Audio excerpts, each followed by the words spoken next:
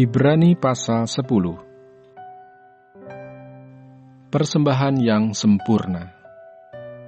Di dalam hukum Taurat hanya terdapat bayangan saja dari keselamatan yang akan datang dan bukan hakikat dari keselamatan itu sendiri. Karena itu dengan korban yang sama, yang setiap tahun terus-menerus dipersembahkan, hukum Taurat tidak mungkin menyempurnakan mereka yang datang mengambil bagian di dalamnya. Sebab jika hal itu mungkin, pasti orang tidak mempersembahkan korban lagi, sebab mereka yang melakukan ibadah itu tidak sadar lagi akan dosa setelah disucikan sekali untuk selama-lamanya. Tetapi justru oleh korban-korban itu setiap tahun orang diperingatkan akan adanya dosa. Sebab tidak mungkin darah lembu jantan atau darah domba jantan menghapuskan dosa.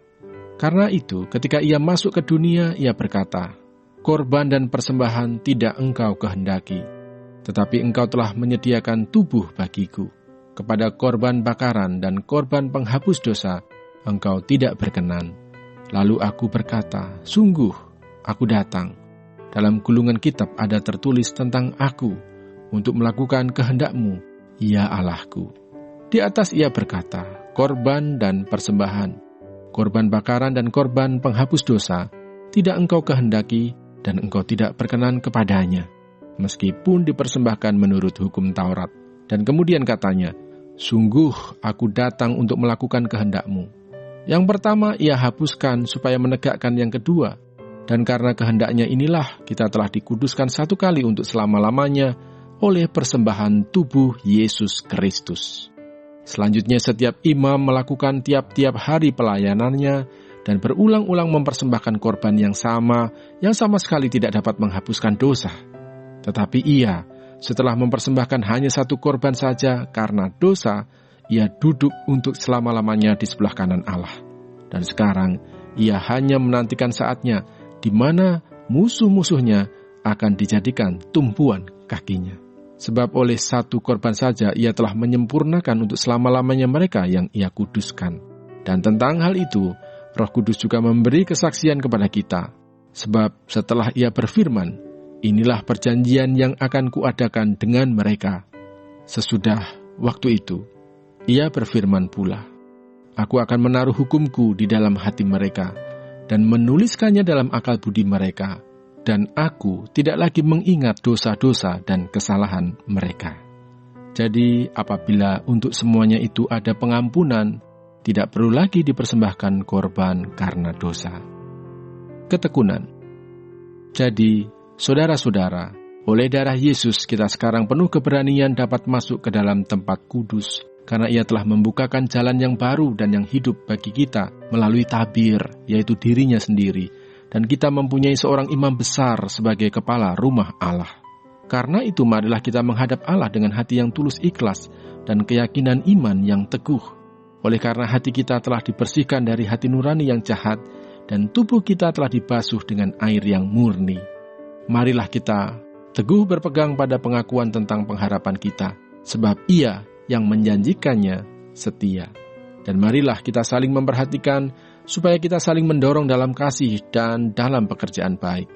Janganlah kita menjauhkan diri dari pertemuan-pertemuan ibadah kita, seperti dibiasakan oleh beberapa orang. Tetapi marilah kita saling menasihati dan semakin giat melakukannya menjelang hari Tuhan yang mendekat. Sebab jika kita sengaja berbuat dosa sesudah memperoleh pengetahuan tentang kebenaran, maka tidak ada lagi korban untuk menghapus dosa itu. Tetapi yang ada ialah kematian yang mengerikan akan penghakiman dan api yang dahsyat yang akan menghanguskan semua orang durhaka. Jika ada orang yang menolak hukum Musa, ia dihukum mati tanpa belas kasihan atas keterangan 2 atau 3 orang saksi. Betapa lebih beratnya hukuman yang harus dijatuhkan atas dia yang menginjak-injak anak Allah, yang menganggap najis darah perjanjian yang menguduskannya, dan yang menghina roh kasih karunia, sebab kita mengenal Dia yang berkata, "Pembalasan adalah hakku, akulah yang akan menuntut pembalasan." Dan lagi, Tuhan akan menghakimi umatnya. Ngeri benar kalau jatuh ke dalam tangan Allah yang hidup. Ingatlah akan masa lalu. Sesudah kamu menerima terang, kamu banyak menderita oleh karena kamu bertahan dalam perjuangan yang berat. Baik waktu kamu dijadikan tontonan oleh cercaan dan penderitaan, maupun waktu kamu mengambil bagian dalam penderitaan mereka yang diperlakukan sedemikian.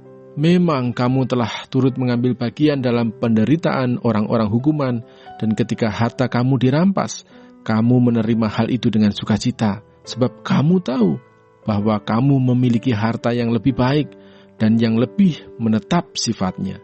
Sebab itu, janganlah kamu melepaskan kepercayaanmu, karena besar upah yang menantinya. Sebab kamu memerlukan ketekunan, supaya sesudah kamu melakukan kehendak Allah, kamu memperoleh apa yang dijanjikan itu. Sebab sedikit, bahkan sangat sedikit waktu lagi, dan Ia yang akan datang sudah akan ada tanpa menangguhkan kedatangannya. Tetapi orangku yang benar akan hidup oleh iman, dan apabila ia mengundurkan diri, maka aku tidak berkenan kepadanya. Tetapi kita bukanlah orang-orang yang mengundurkan diri dan binasa, tetapi orang-orang yang percaya dan yang beroleh hidup